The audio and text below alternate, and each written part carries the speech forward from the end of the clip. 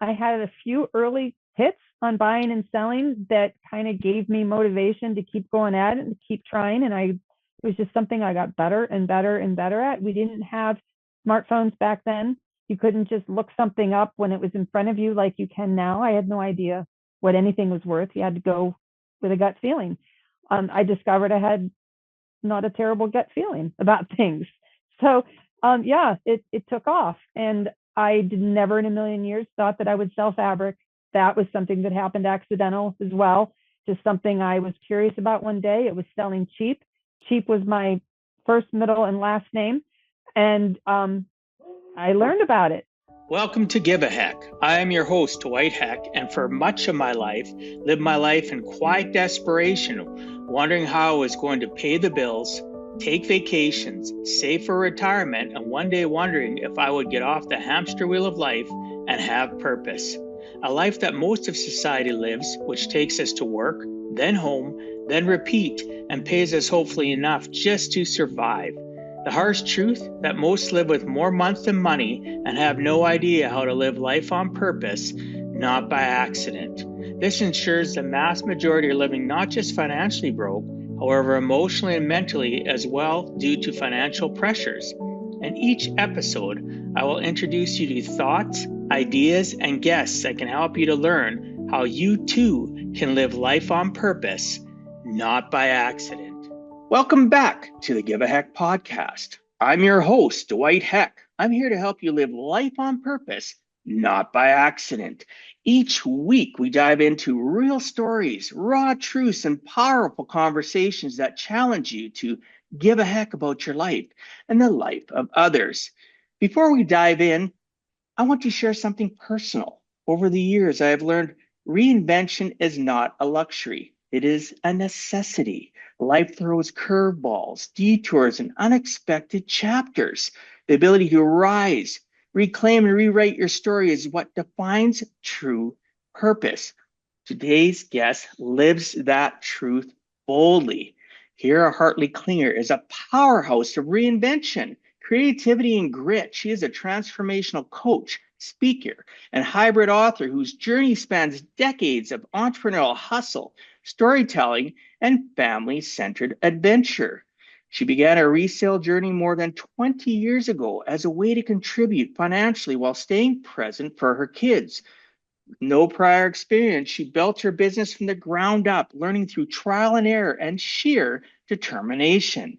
After a decade of selling, she launched a second online shop on Etsy, where she discovered a passionate niche audience for vintage fabrics and textiles. Her storytelling around these finds was often humorous and heartfelt.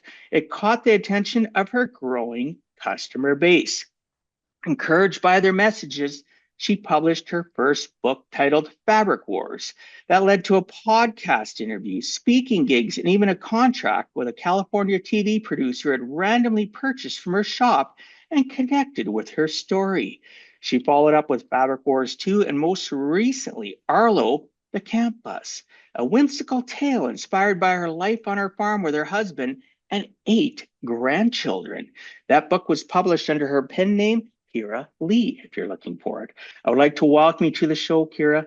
Thanks so much for agreeing to come on and share with us some of your life journey.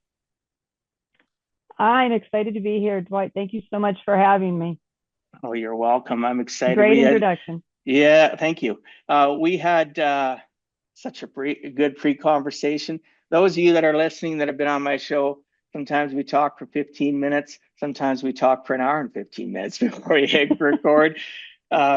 Such a profound conversation. Thank you for being so genuine and unique. I appreciate you. Yeah, I appreciate you right back. Thank you. So one of the things I've talked about, and you've listened to my show, so that's even better. Thanks to Rory for connection too. That helps. Such a great man, Rory. Kira, I focus on people's exploring the deeper roots of their purpose, their origin story, because there's so many things in our past, in our lives that really does affect who we become as adults. And we've compartmentalized it or pushed it back and didn't realize how much it actually affected us. So it can be good, bad, indifferent, ugly, whatever it is. our origin is our origin, and it helps people connect to us. So could you do me a favor and share whatever you feel comfortable with from your earliest recollections about your life, and as detailed as you'd like or as short as you'd like? Yeah, sure. I grew up with a sister. Have professional parents. They're since retired. They always great childhood. No, nothing to complain, nothing to remark. They definitely pushed us to be confident in ourselves. I believe, because they were professional people themselves, I think that they always kind of assumed that my sister and I would go on to college. My sister definitely did. She was a professional college student for many years. And I was never drawn to it. I loved school. I did great in school. I liked my teachers. I just was not drawn to further education. I always wanted to write. I excelled at writing when I was in school. I kind of felt like I didn't need a second education in order to be a storyteller. I felt like it was something that you either were born with or you were not, and I had the confidence in myself that, what, I don't need to go to college to make that happen. A lot of that is not true. I think college would have helped in a lot of ways, but I was 17. I was headstrong, confident, again, thanks to my parents. And I ended up pregnant before I graduated high school. And I did not have regrets about starting a family young. I always knew that I wanted children, 100%. I don't think I had the maturity at that age to really understand what I was getting into when I got married.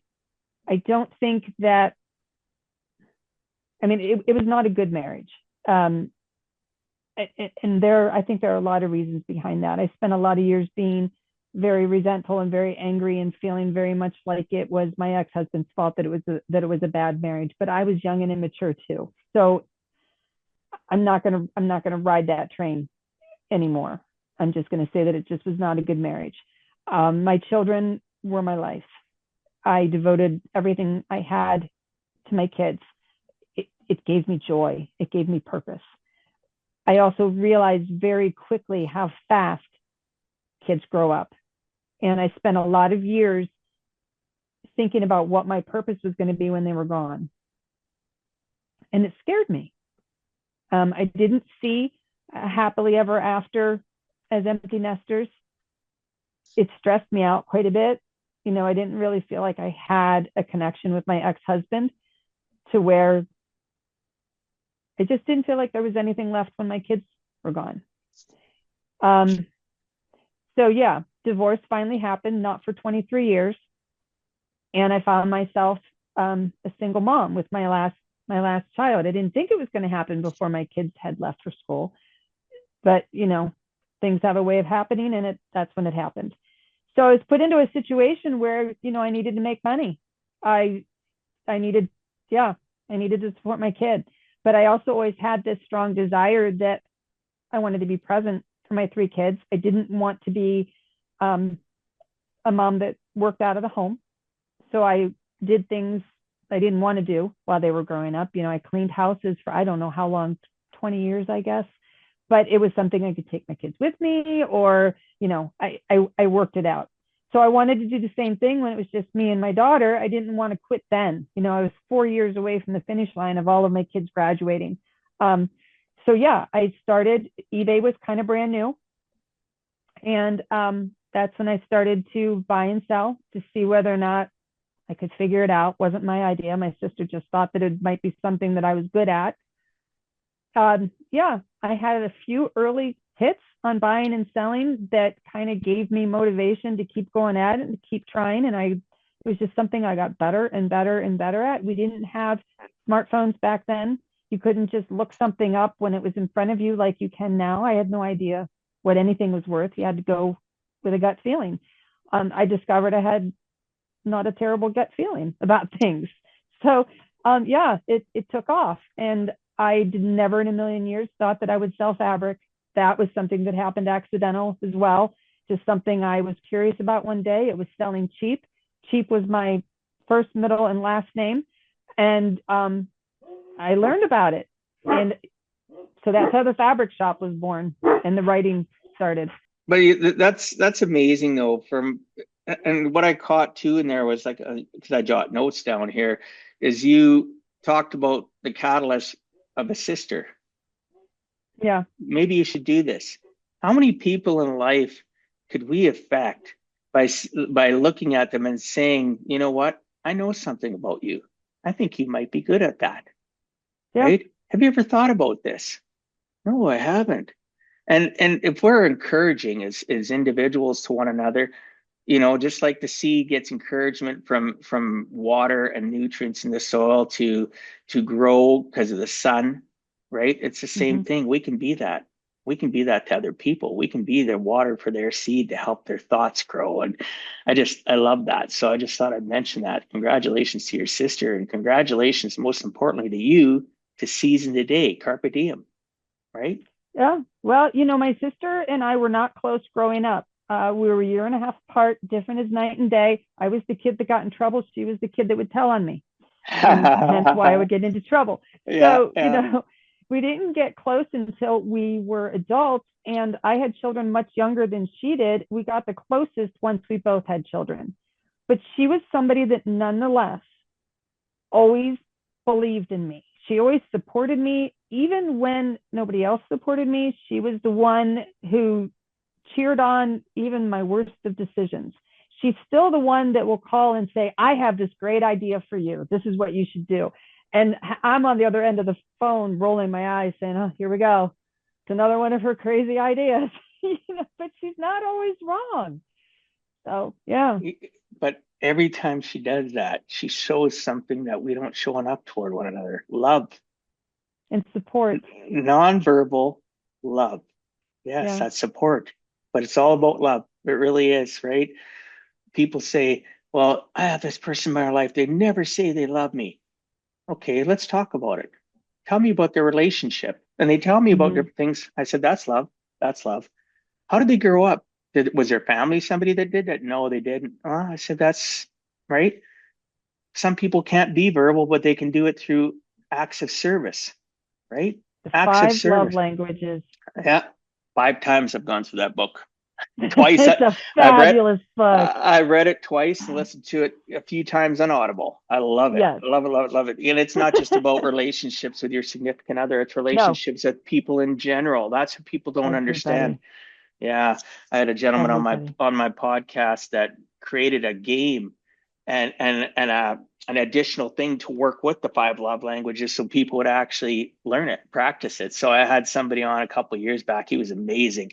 And he's got a game that he sells around the world tied to that. So for people listening, you can look it up or reach out to me and I'll look up his name. I just can't remember after 260 guests. Gary Coleman? Gary? It's out there. No, the guy that wrote the book. Are you talking about the game? No, I'm talking about I had a guy on that actually wrote a book that's a supplement, additional things to the 5 love languages. And he created a dice game that helps you learn and practice and get into the 5 love languages. Yeah, because he loved it so much. It affected his life so much in a powerful way. He wanted to attract more people to that system. Yep. Right? Yeah. Was it Gary Chapman? Anyway. Gary Chapman. Anyway, we're on the same page. Yeah, we're on the same page. Great 5 love languages. So it's great that your sister supported you. And, at the end of the day, you were vulnerable about the fact of getting pregnant when you were very young. Well, that happened to one of my daughters too. 2 of them actually, the oldest and the youngest daughters. And yet at the end of the day, you get such outside pressure from the committee of they, I call it. They think that you did wrong. They think you should do this. They always have an opinion about how you should live your life.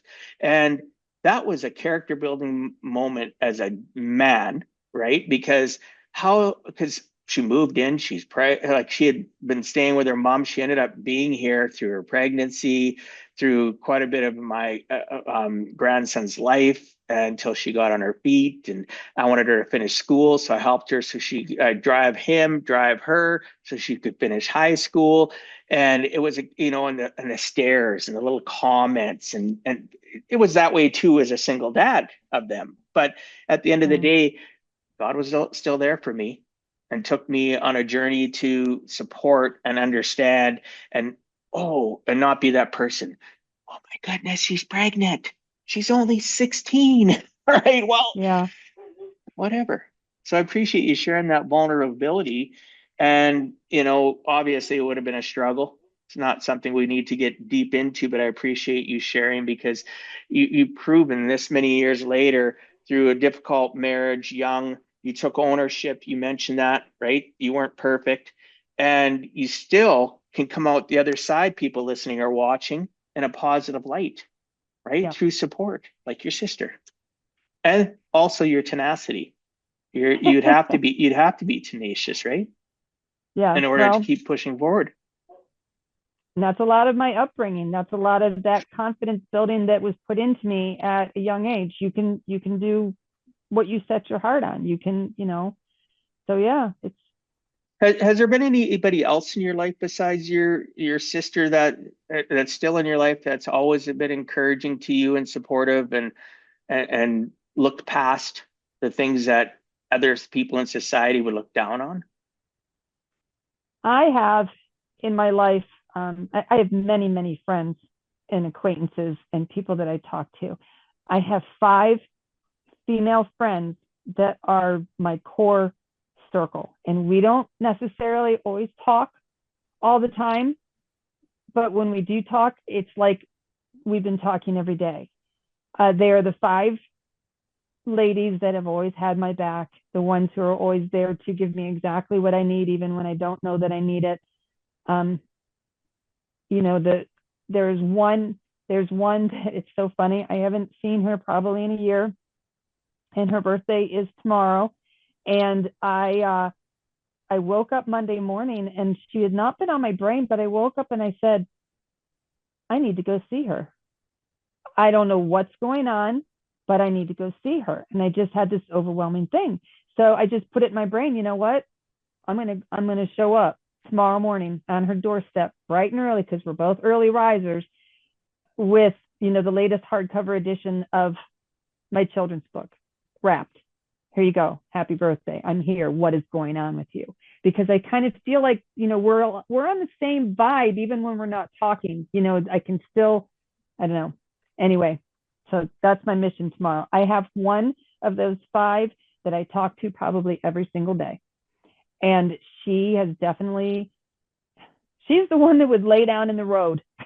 I mean, it's just, she's my ride or die. She's the one who swears we're going to be in Malibu together one day. I don't know, but yeah, she's That's she's the one awesome. who did the paintings on my books. She's the one that illustrated my children's book.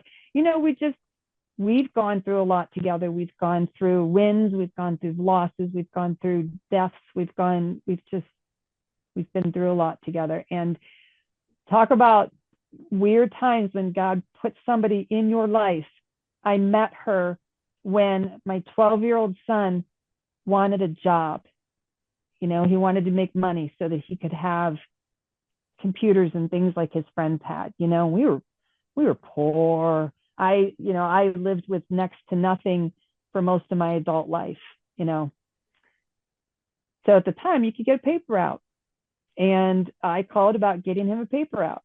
And this friend of mine is the district manager that showed up at my door. And yeah, that's how we met. She was my kid's district manager. Wow. Yeah, I That's mean, and we just hit it off. Who knew? the fine So threads that God hands us, right? yeah, yeah, we're talking like 20, 27, almost 28 years ago. A Wow. paper route. Yeah. Yeah, that brings back fond memories because I talk about that in my book, my first entrepreneurial journey as a paper boy, when we still had to deliver in all 4 seasons with blizzards and collect money and have people, 365 days a yeah, year. and they'd open up the little curtain and they'd look and they owed me money and I was such a kind kid. And then my dad found out I had people that owed me 2, 3 months. If they don't pay you, cut them off. And then they call and complain. Then I had the gall to right? After they wouldn't pay a little 12, 13-year-old kid at the door, or it was yeah, just the things, you talked about being a paper boy, and yeah, it was paper girl. There's women that have done it too, and it was I did yeah. briefly until the first day it snowed, and I went outside and picked up that bundle of papers and hurled them over the fence. I'm like, I'm not doing it. I'm out. Oh my It was goodness. so bad. I know, I was like 12 years old and I was helping out a friend who had the paper route. I'm like, nope, not doing it. It was The so memories, eh? bad. The Oh my memories. gosh. Yeah. No, my You kids delivered papers for 4 years. We did it. 200 papers every single morning before school, you know, and that was at 5 o'clock in the morning, but I was getting up at 4 o'clock in the morning because I was writing back then too. So it was just, yeah. We didn't have to collect though. My boys did not have to collect. Oh, I People were had to given a collect. bill, and I yeah, had to collecting was the worst. collect, and then I had to, and whether or not they paid me or not, the paper, which was the paper from where I live now in our community, I delivered it. They still, it didn't matter what was the sleet, snow, didn't matter if the Oh. person paid me. It didn't matter if 4 papers got wrecked because the guy dropping them off dumped them in snow. I had to replace them, and I had to pay every week. I'd have a checking account, I had to write a check, and I had to give it to the guy or it wouldn't drop off the next time, right? So Yeah. uh, I learned so much from that journey. Resilience. Yes. Yes. Lots So of deep, deep snow. oh yes. So we'll go. Let's continue on and get some wisdom from you about your resale hustle. What else can you share in regards to those early years of getting started? You talked about eBay. You talked about your sister. And what other details and stuff do you feel comfortable sharing on that character building journey to have that successful resale business? Now, it was successful in that it supported me and my daughter. It was never anything that I wanted to get rich from, did get rich from. I mean, yeah, maybe then I really cared about having more money. Now I realize that money is just a thing. It's, It's a tool. it is a tool. It is a tool, but when you're broke and you can't pay your rent, um, it seems more important than what it really is, you know. Um, but yeah, it is a tool. It is a tool for survival. And so I was very grateful and very happy that I did find a way to keep things afloat and to keep things going through resale. And I met a lot of really super interesting people in the resale world, hence a lot of my storytelling that eventually came full circle back into the books again. But yeah, I mean, it was a confidence building thing too. Believe it or not, I did not, I mean, I've always been a person, I did not like to draw attention to myself from the time I was very small. My mom likes to tell stories of how when I was doing, stunt diving or whatever, I'd make her turn around when it was my turn. I didn't want her to watch, you know. Um, and so the first time I went to an auction, and this was before I was buying and selling, I elbowed the guy next to me. I don't know where this fly come from. I elbowed the guy next to me and I said, "Would you bid on that for me?" Because I was afraid to put it in my hand. I didn't want people turning around and looking at me when I'm over here trying to bid on something. So, I mean, now I'm front and center. And the book goes through this mindset sometimes about how I put myself right in front of the auctioneer so he sees me, so that my presence is known, and so that by the third or fourth thing that is sold, he has my number memorized, and now he's going to defer to me, and now he's going to look to me, hey, is this something you want to bid on? And so I definitely arrived in that arena, and I really started to flourish with the competitiveness. I've always been competitive, but not with perfect strangers. I always had this big umbrella. Oh, don't judge me, don't look at me. Oh. And yeah, I love it. It's So you build thoroughly addictive. confidence. You build Yes. confidence, and I know Yeah. when I was reading there, you had somebody that was your favorite auctioneer too. You want to tell us that story as to why? Oh gosh, I have a few favorite auctioneers for one reason or another. Some for their personalities, and some for otherwise. There's one auctioneer, I don't see him as often as I wish that I could. He's a little bit further away than I usually go. but he is just a kind, he's a real soul. And he's somebody who's, life has not been perfect for him. I think our first in-depth discussion off scenes from an auction was about our bad backs, because I had significant back surgery in my late 30s, and he was now facing his first significant back surgery. He's probably in his 50s. And I watched him with that walker, and I watched him struggle to get around. And I remembered when I went through it, so we had this, and he was getting ready to have his big surgery, and he was terrified. I remember when I had mine, I was terrified. I had several discs in my back replaced. And like I said, I was young, I was still raising kids. And I cried when they wheeled me in. It was terrifying. And so I knew what he was going through. And so I had the situation where I had bought some things on an absentee bid, and I had to come after the sale to pick them up when nobody else was there. And he was the one that met me there. And we ended up talking about our mutual back problems. And so it was probably 2-3 years before I saw him again. He had not recovered as well as I had recovered. He was still using a walker. He was still not getting around quite as well as he could have. But he still had joy in his spirit. He still was happy to see people. He recognized me. He greeted me warmly. And he is the type of person that opens up with a prayer. When he sits on his, lectern and everybody's seated before him, believers and non-believers, he opens with a prayer, and he prays by name, people that he knows that needs prayers. He prays in general. He prays without worrying about who has something to say about who he's praying for.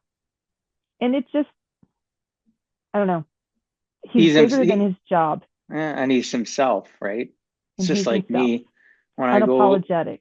you should be unapologetic. Just like people, I'll be in a restaurant and I do the sign of the cross, and I pray before I'm going to eat, right? I pray at home. Why wouldn't I pray out there? Committee of day is not going to affect who I am. Yep. Right. My uniqueness. Right. So I appreciate you sharing that.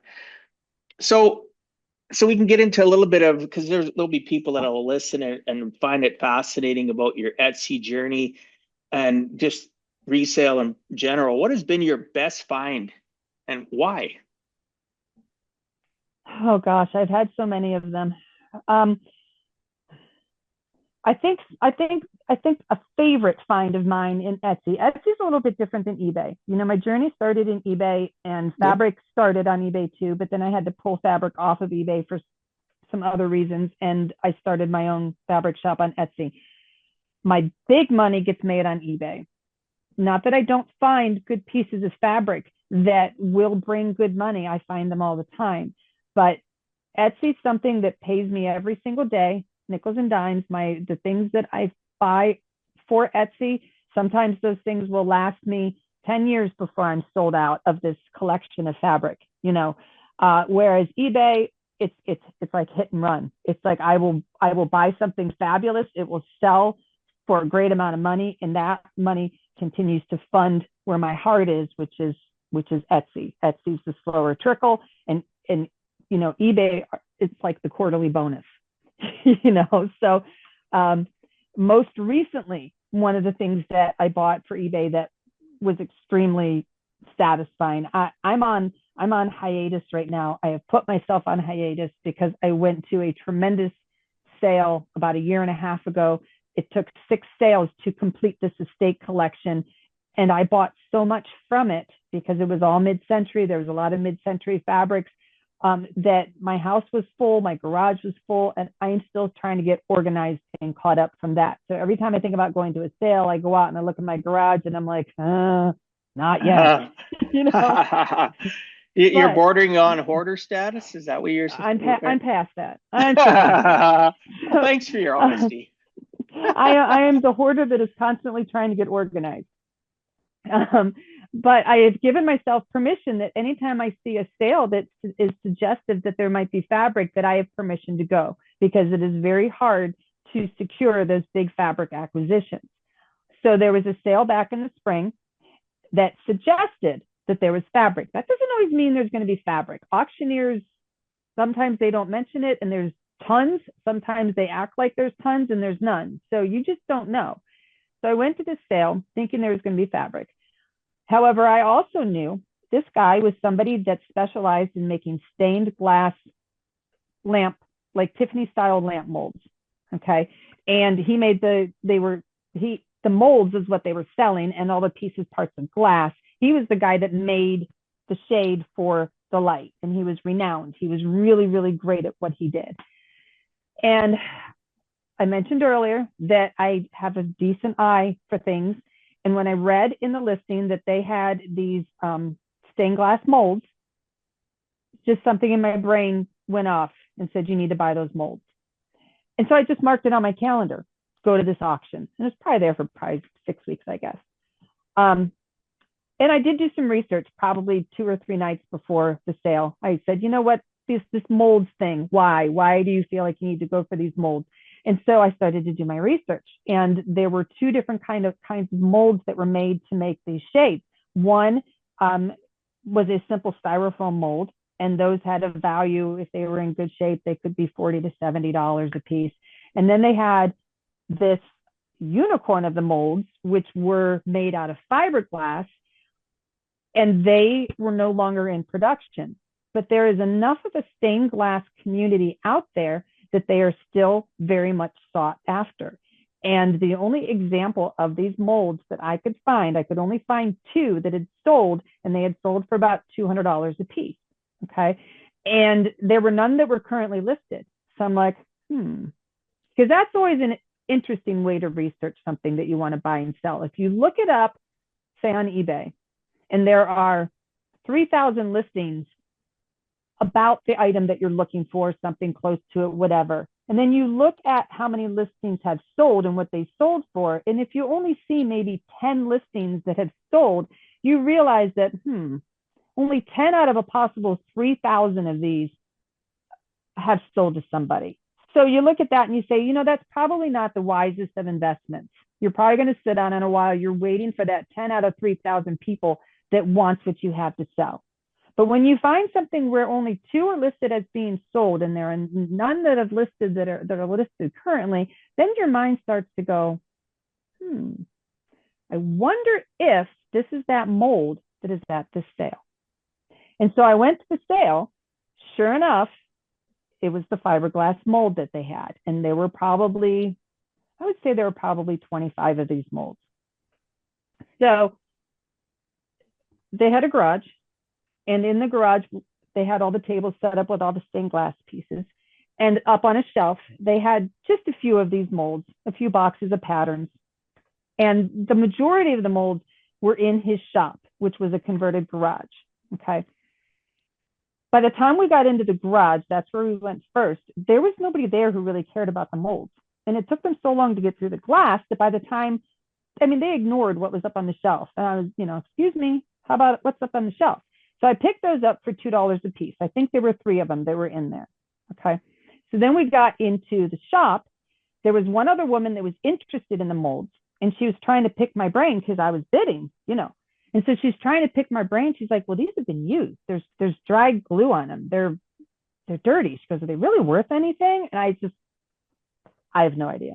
And I have the worst poker face on the planet. Okay. But I'm not going to show my cards, Of course. And so I said, I just really, I don't have any idea, but I'm still buying and buying and buying. But she's bidding against me. And so is the grandson of the estate, who has bought the house and is very nostalgic because he sat in the chair with his grandpa while his grandpa was making these shades. So he's bought the house. He's nostalgic. He wants some of these molds to keep in the garage, So he's bidding against me. And so I realized, you know what? I don't think they really want very many of these. If I let them each have a couple, they'll probably leave me alone. And so I did. I let them each have a couple of the molds. I think they each got 2 or 3 a piece, $25 a piece, whatever. I spent on average between 20. I spent 85 for the biggest of molds, just to kind of try to weed out the competition in the beginning. But anyway, my average was about $25 to $40 for one of these molds. I had 19 molds. I spent $600. I sold them as quickly as I listed them, sold them in 6 days, and made $6,000. Wow. That's a good ROI. Yeah. And so Good for Of course, you. I'm like, why did I let them have those molds? you know? And so, but anyway, I knew that if I did not let them take a couple, they were just going to keep running me up. But whatever. It was a good day's, good week's profit. I was thrilled. I was especially thrilled because there was no room in my garage for them. And they came in and they went out because some of them were 25 inches around. They were Oh huge. my gosh. Yeah. Wow. Yeah. That's So that's quite the adventure. That's a great story. I love that. it's so Um, fun what I do. oh, absolutely. That's what I got a few other things here. Um, what is a Grammy whammy? Okay. So in dealing with textiles, fabrics, things like that, especially ones that are old, and I'm going to throw this out there. It is not an offensive statement. It is a true statement. Everybody's house smells like something. I don't care how clean you are. I don't care. Everybody's house smells like something. It might be because you like garlic and you make spaghetti. It might be because you like fabric softeners. It might be because you smoke. It might be because you have dogs. Everybody's house has a smell, but not everybody's smell pleases every nose. Okay, so when I am buying collections of fabric and collections of textiles that have been in people's attics, have been in people's trunks, have been in people's musty garages, have been in people's smoke filled living rooms, I have to get the smell out, or I'm not going to be able to sell it. I'm going to get bad reviews, whatever. So you don't just cover a smell with a smell. You can't, it doesn't work that way. You got to get rid of the smell because there's people out there that don't like smells of detergents. They're sensitive to it. My mother's that way. So over the years, there would be fabric opportunities that I would pass up on because I could smell it as soon as I found it, and I didn't know how to get rid of it. And it's like I don't know what to do with it. It's moldy. It's this. It's that. It's the other. So I had to come up with a way to remove the odor. And so my first try at it worked, but it was chemical based. And I'm like, I can't do this. We are a chemical conscious society. I have to be able to do something that is all natural.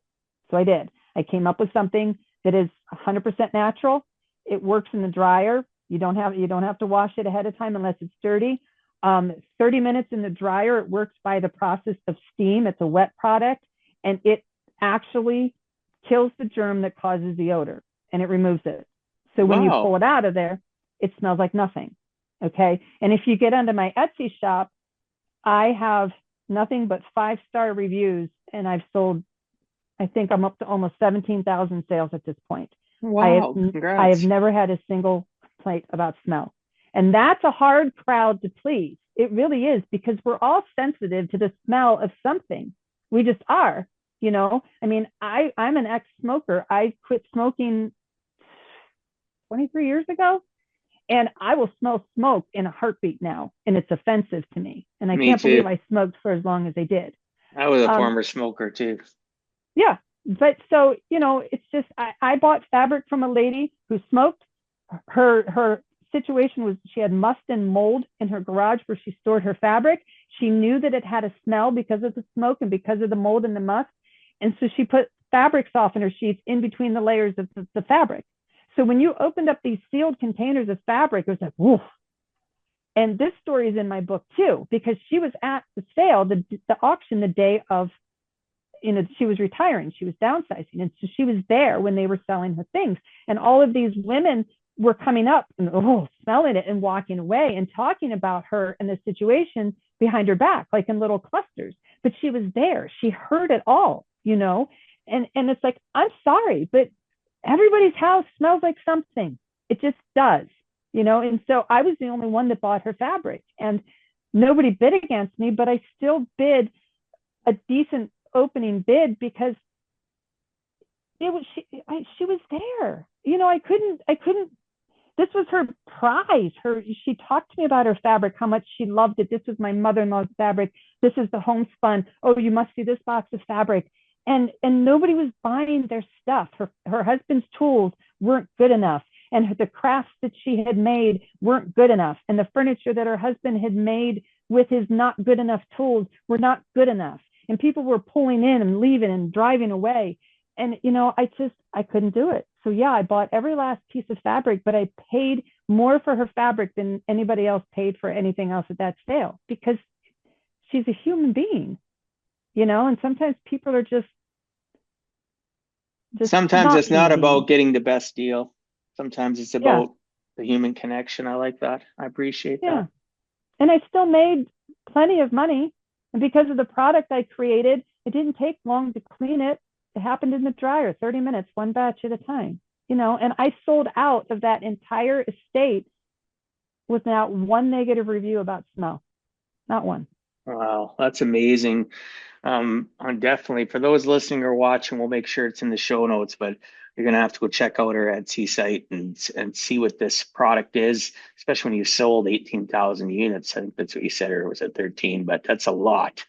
Like a lot Yeah. of units that, success leaves clues, sales leave clues, right? The, Yeah. pro the product works. So I want to get into writing as a healing and legacy. You have the three books, right? And I often want to talk about storytelling, and you're a great storyteller, by the way. Thank you. Obviously, being an author, you would be, but some people can't articulate this. They can articulate stories on paper, but not verbally. So you're very good at Mm-hmm. that process. So you've written those three books: Fabric Wars 2, and also Arlo the Camp Bus, right? Can Yes. you share how the process of writing has been cathartic for you? I know for myself, I know, and even to today, I realized things about myself when I started writing, and realizing that I didn't give myself kudos for certain things, pats on the back, and there's things that I realized that I should have kicked myself in the pants and shouldn't should have developed or gone past. So I found writing to be very cathartic. How was the process of writing when you first started, and even to today? I started writing pretty quick after my kids were born. I only had a manual typewriter back then. It was, again, my sister, uh, Miss Fancy Pants with a great job in New York. She was working in Manhattan. She gave me a hand-me-down computer of hers, and that's when I was able to actually start writing. In a better way than a manual typewriter. Manual typewriters are rough. They are. Oh, they're terrible. Um, but the only time I had, as mentioned, was to get up before the kids. And it was a very effective way. I was writing fiction at the time. And that enabled me to go to a different place.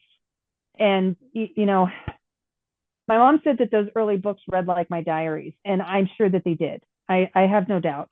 Um, so it was a good way to start my day back then. And so when I had to give up writing when I got divorced, um, and then everybody started to tell me, my customers, when they were pushing me to write again, and I was so busy managing two stores at this point, and I was like, I don't know when I'm going to find the time. When am I going to find the time? And so then I had to go back to it. I'm like, okay, wait a minute. You raised three kids. You delivered 200 newspapers in the morning before school. You cleaned houses. You drove your kids to swim team practice 4 nights a week, and you still found time to write four gigantic novels. What do you mean you don't have time?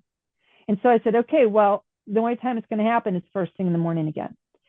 We get up at 4:30 here in the morning, and my husband's out the door probably by 5. I try to sit down within 15 or 20 minutes after he's walked out the door, which it's really hard to push aside. I really want to go back to bed. But I've gotten better at it, because if I don't get my work done in that amount of time anyway. So yeah, so I started 4:30 in the morning, 5 o'clock, 5:15. I'm at the typewriter, and typewriter laptop. I'm fancy now. I have a laptop. But and yeah, I'm guilty. I don't sit here at my desk like I'm sitting right now. I sit in my recliner with my warm blanket and my heating pad and my robe and my slippers, and it's not, but yeah, it's a great way to start my day. It's a great way. And a lot of times I wake up in the morning, and I wake up with a thought in my brain and a sentence I need to write, and then that sentence turns into a paragraph. And you mentioned that I'm prolific at storytelling. That's what happens when I start to write a story. It often starts with something that happened in my life, or something that happened in an experience, and it turns into, okay, but then this is what it led into, and this is my day, and this is how these two connect the dots in my brain. This is how I see me in this situation, or in this person, or this is what this person brought out of me. people play a huge impact in my life. There is a chapter in the first book about a lady that I had met twice.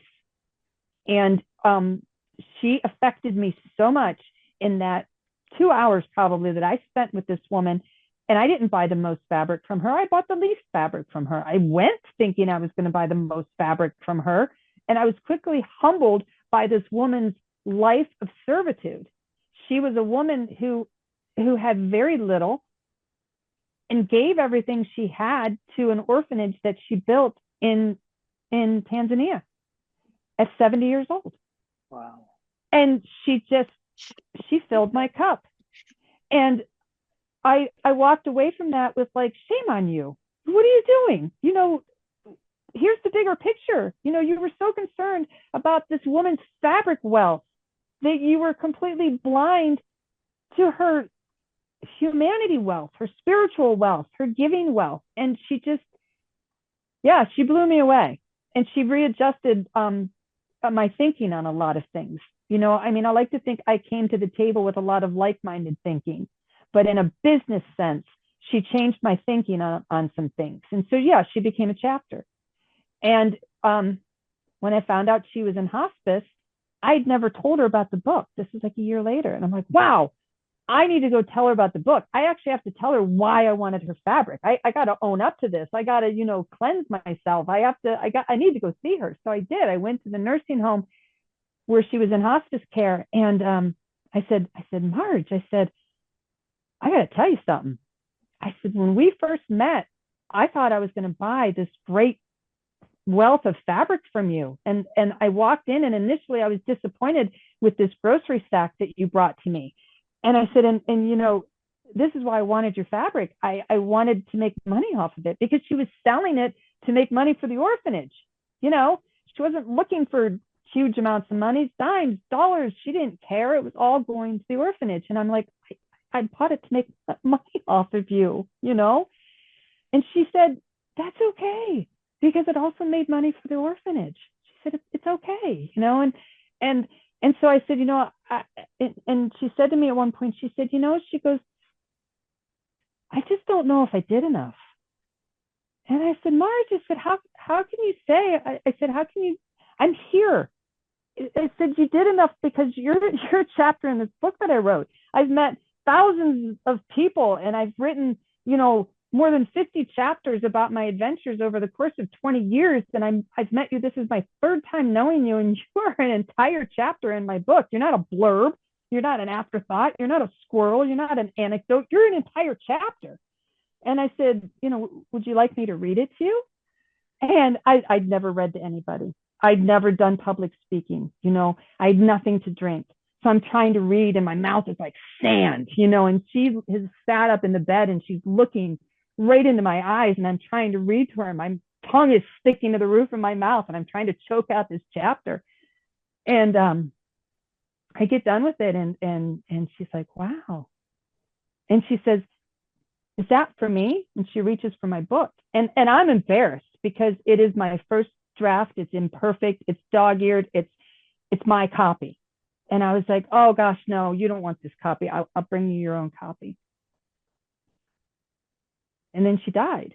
Oh, and wow. I never got to bring her a copy of the book, So I went to her service, and I knew nobody there. I'd never met her family. She didn't have kids. She had nieces, nephews. I didn't know a soul. I knew the one person that joined us in knowing each other, and that was it. And I gave the family the book, and I just said, I said, you don't know me. I don't know you. I said, but, I knew your aunt. I knew your sister. I knew Marge. And I bookmarked the chapter, and at the top of her chapter, I said, yes, Marge, you made a difference.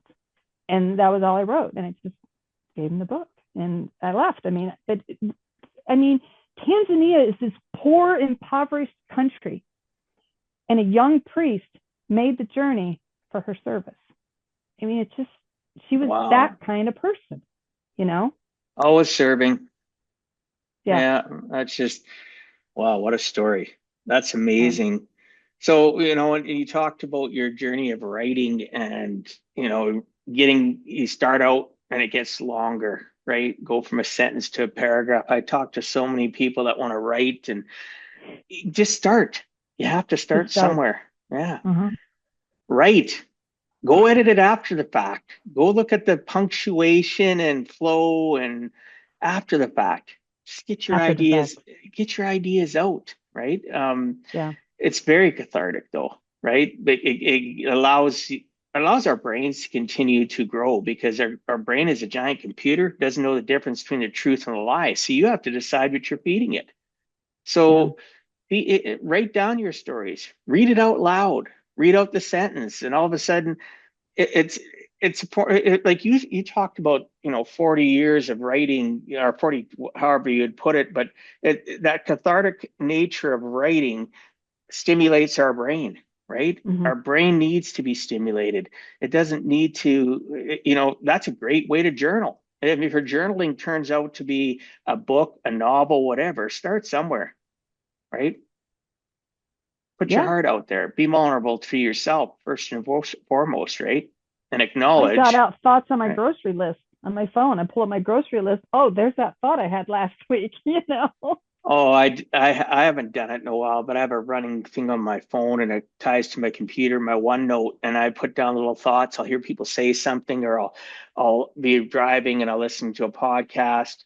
Maybe it's my own taking notes to get better, or it's somebody else's podcast, or I'm listening to an audio book, and I just a little bullet of anything in that note to journal. People say, well, journaling has to be long.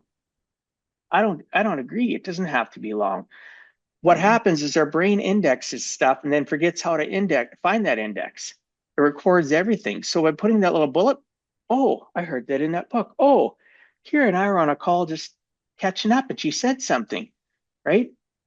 I remember the whole conversation. Be it if I don't have that journaled entry, whether it's a sentence or whatever, I have a hard time connecting. So journal your thoughts. It can help you get rid of anger. It can help you get rid of strife. It can help you increase joy and happiness and realizing that you are worthy, right? So Yeah. journal.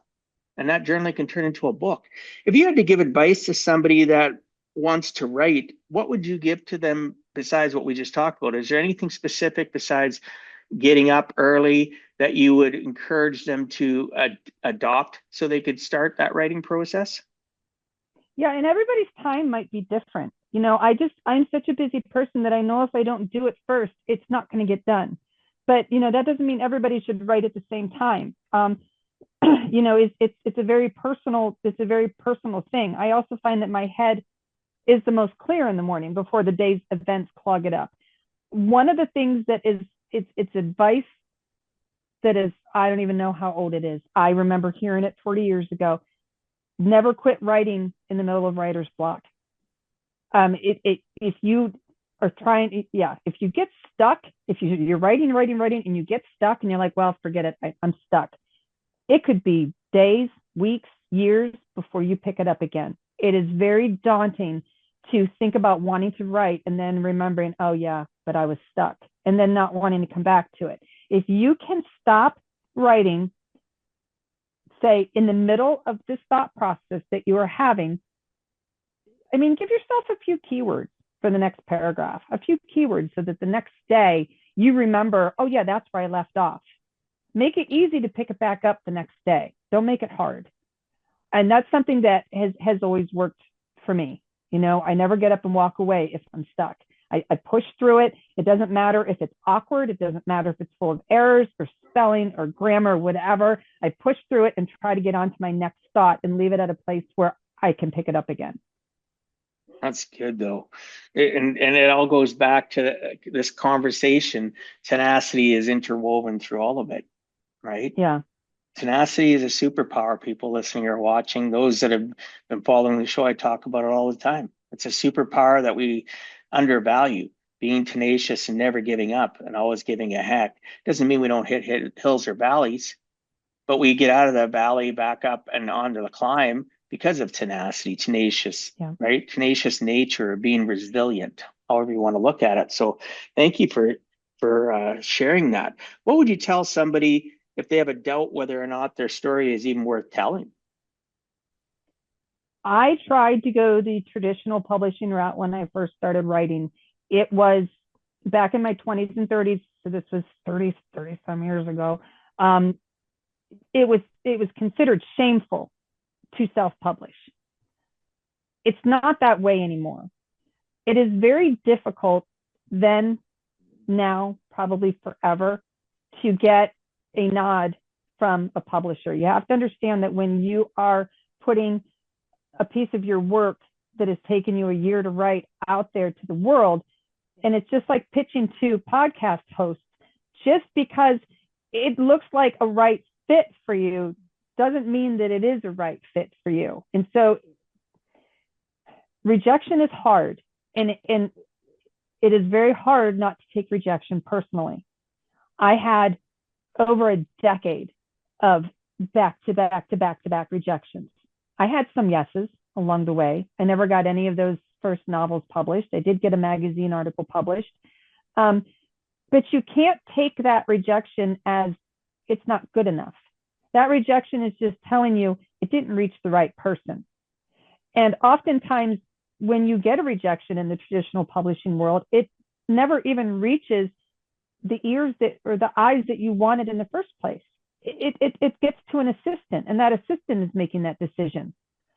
So it's very frustrating. It's very daunting. I am happy that we live in a world now where it's okay to publish through Amazon. It's completely acceptable now. You know, you can find your own audience. My audience found me this time around. You know, my audience found me through Etsy. They were the ones who told me, hey, you know what? I like what you have to say. You're resonating with me. So if you feel like you have something to say and you want to say it, say it. And if you're, you know, sometimes you have to find your audience, and sometimes your audience finds you. When my book was published, the Fabric Wars series, I realized, hey, this is a really niche market. There are not a lot of people out there that are really going to care about going to auctions, or about buying fabric, or about people named Marge, or about auctioneers that like to pray before services. There's a lot of people out there that aren't going to care about this, but that's okay. I can find my people who do care. And the first thing I did, I started to, you know, reach out to quilting guilds, because they care about fabric, you know. And before I knew it, I had a dozen quilting guilds had me down to be their guest speaker. And wow. I could bring my book, and I could bring my shop, and we could talk about it, you know, and they were interested. They were interested in what I had to say. So, you know, even if you have something to say that the mass markets don't think they're going to be interested in, that doesn't mean you don't have an audience out there. You know, it's just a matter of how important it is to you to find your audience, and how important it is to you to want to be heard. And so, you know, I always felt like I had worthy things to say, and I always thought that I could write a good story. And, you know, yeah, I found the places where I connected, and it's amazing. And I get other people now that aren't in that world. You know, I got the most amazing review today on Amazon for my first book. You know, made my day.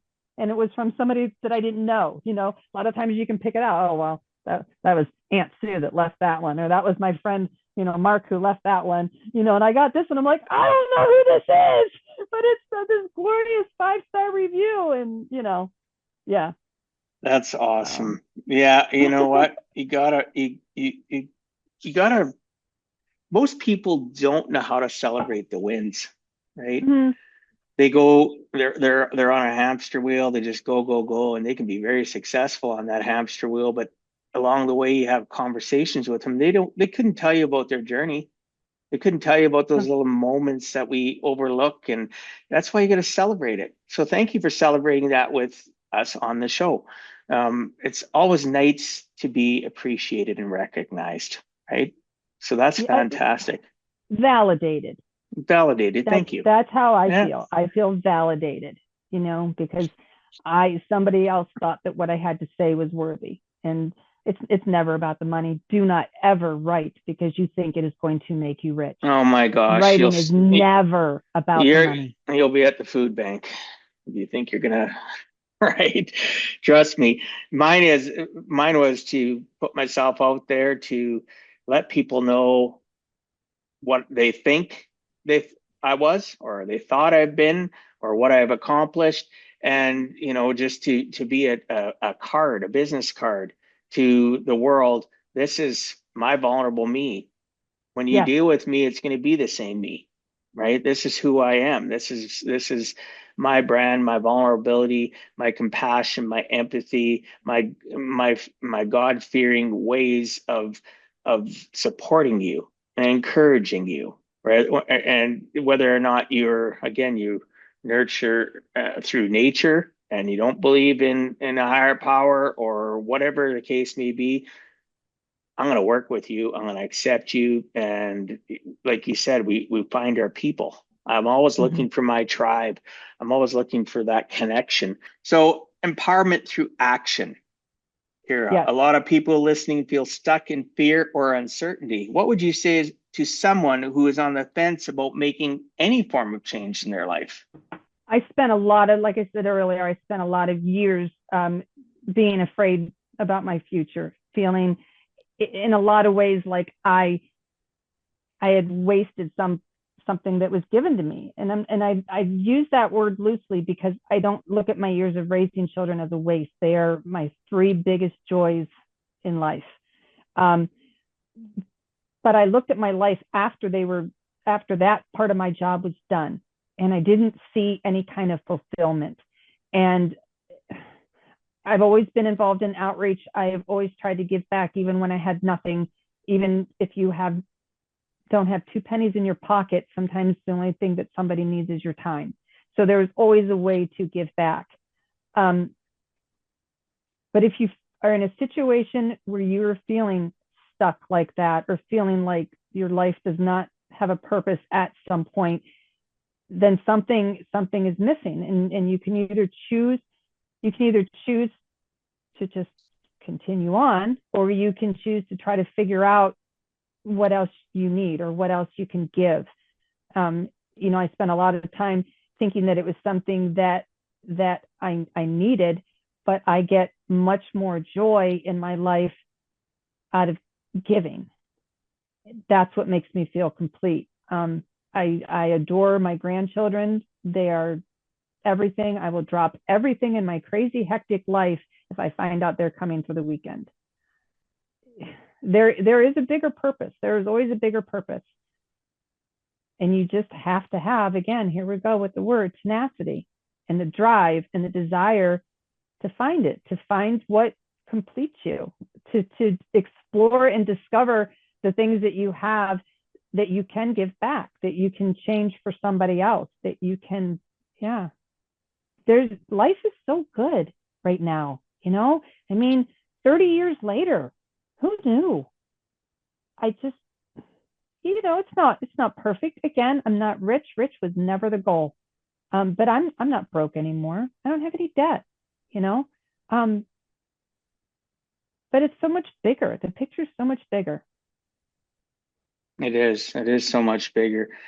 When we speak specifically about women because of what you've gone through, what piece of advice would you leave women specifically to understand and start their healing journey if they're listening to this and can reflect and look and say, you know what, I understand what Kira's gone through. I've gone through some of that myself. What piece of advice would you give them if they're stuck and not able to move forward?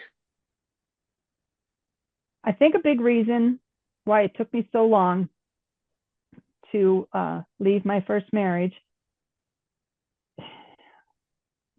I think I felt like I had a crystal ball, and I knew that it was not going to be an easy thing to do mentally. And it wasn't. It is probably the second hardest thing I ever did. First hardest was quitting smoking. But it was very, very hard to make that decision. And I don't have any kind of relationship whatsoever with my ex-husband. He is still very bitter.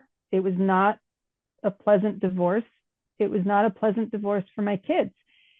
And knowing what my kids went through and knowing what my kids still go through sometimes, being in the middle, is one of my biggest heartaches. I had to make the decision at some point in my life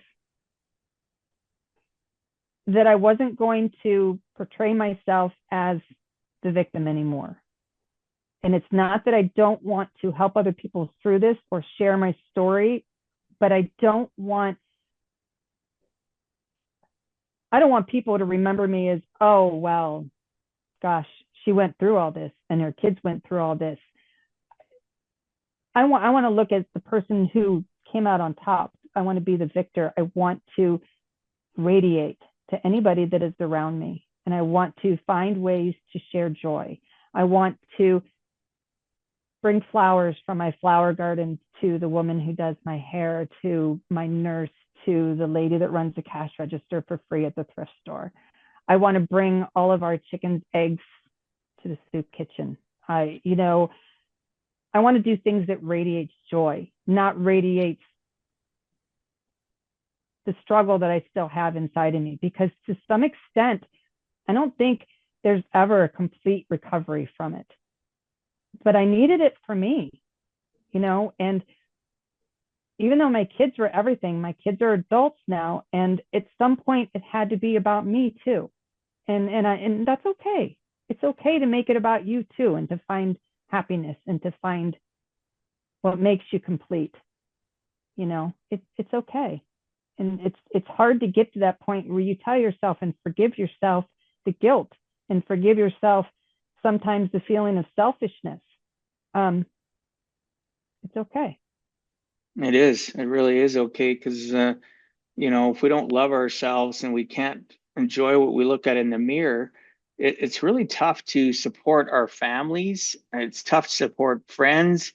It's really, when then we live a life of a facade, running on that hamster wheel, always trying to give people the impression that things are perfect, or that we're perfect, or that, we if they open up the doors of our lives, they'd see hurt and anguish and pain instead of the facade they believe that we live, because we present that. And then we live in quiet desperation in our homes. And you have to love yourself. Whoever's listening or watching, just do that little baby step. Start in personal development. There's so many great books.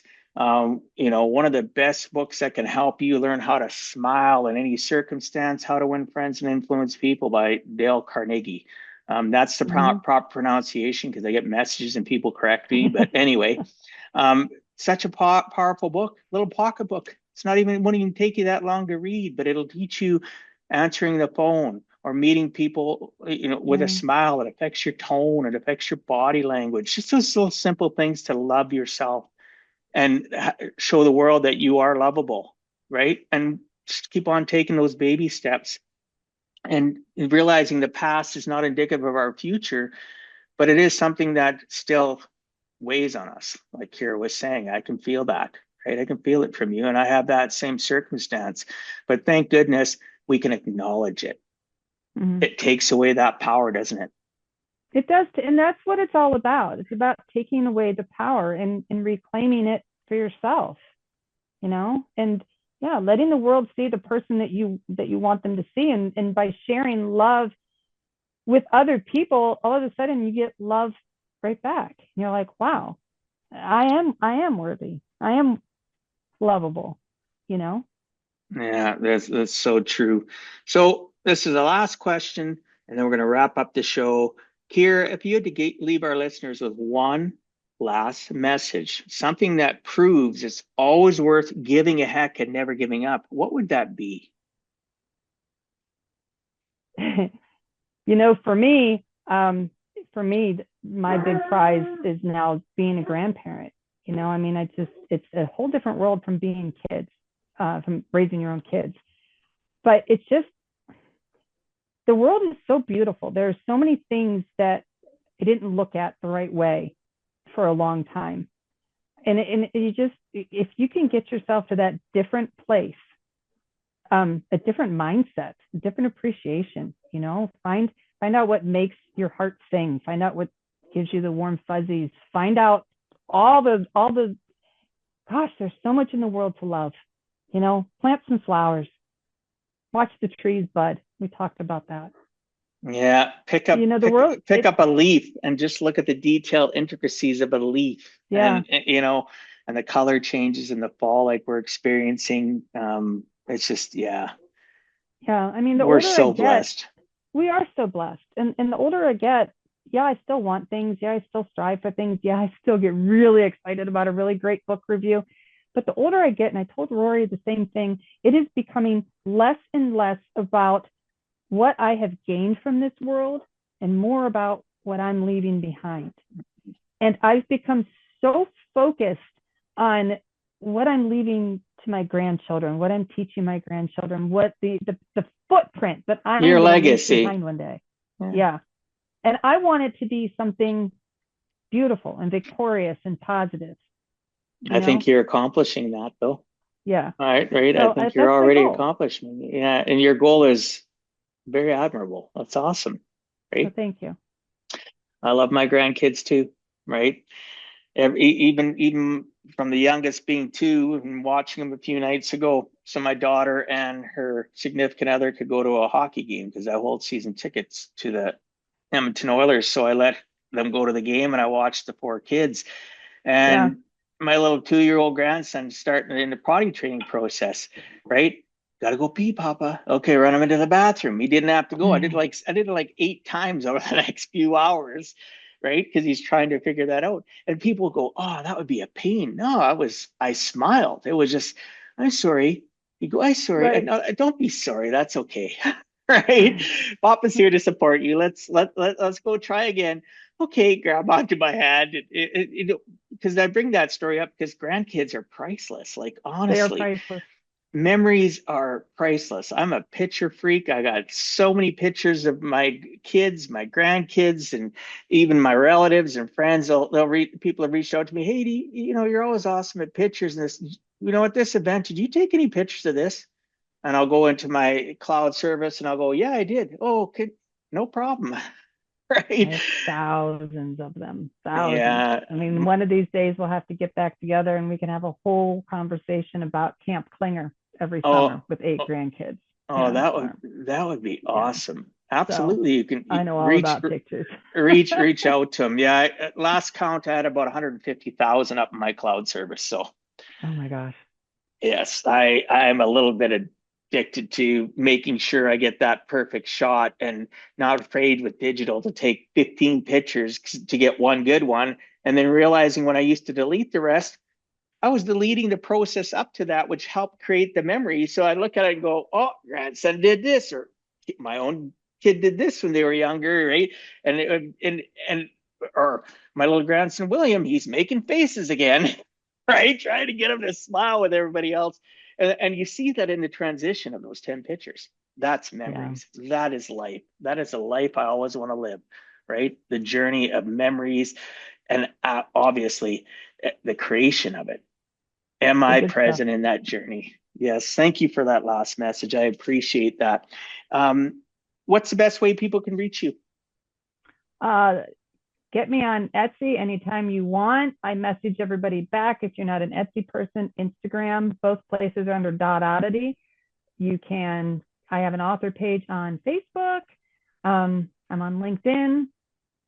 So yeah, I try to tell people, it's kind of funny. Google my name. I'm out there. There's a million ways to get a hold of me. Oh, me too. I get people saying, I can't remember that. It said, do you remember, you hear the name Heck, right? Yeah. Okay. Yeah. If you can remember my first name, just put in Dwight Heck. If you remember my brand, Give a Heck, you're going to get hundreds of thousands of different pieces of information. But the first thing that's going to come up if you put in Give a Heck is my website. So there you go. That's the best way. But speaking of everything you mentioned about how to connect with you, for those new to the Give a Heck podcast, go to giveaheck.com, go up to the podcast tab. You will click on that. You will see a picture of Kira, and there will be detailed show notes along with chapter summaries so that you can listen to specific areas that you liked again. And you'll see all her social media links, her website link. There'll be, as on top of the chapter summaries, I'll also put the full unedited transcript at the end for you to utilize, right? Some people like it. I'm shocked, but they do. So I put that Yep. in there. It's a full meal deal. So go My to mother used them. giveaheck.com. Oh, really? So Yeah. that's perfect. I don't know a lot of people that do, but I know it exists. Any last words before I wrap up the show, Kira? Gosh, we've covered, I think, about everything. Yeah, good luck out there. Don't give up. If you have something worthwhile saying, there's somebody out there that wants to hear it. Oh, exactly. So the give a heck spirit, my final message. Before we close, remember your story matters. Your voice is valid and your healing is possible. Whether you're rising from the ashes or reclaiming your next chapter, give a heck. Give it boldly, because when you honor your truth and take action, you are not just surviving, you are rising. This has been Kira Hartley Klinger, a voice of transformation, a guide for healing, and a champion for women ready to reclaim their lives. If this conversation moved you, share it with someone who needs to hear it, that they are not alone. Let them know it is never too late to rise, and it is also worth protecting your story. If this episode resonated, please subscribe to the podcast or hit subscribe on YouTube. Leave a review or rating on your favorite app. Like, comment, and share on social media. Every review and share helps amplify voices like Kira's and reminds others that their story is worth fighting for. Until next time, keep giving a heck about your life. And remember, no matter what stage of life you're at, it is never too late to give a heck. Thank you for taking time out of your day and listening to Give a Heck. If you find value, I'd appreciate you sharing with your friends and family so they too can learn how to live life on purpose, not by accident. So you do not miss the next episode, please subscribe on your favorite podcast platform and please also post a review. I look forward to reading your comments. This has been Dwight Heck. If you want to check out other podcast episodes or today's show notes, please check out my website, giveaheck.com. And until next time, together let us all strive to give a heck.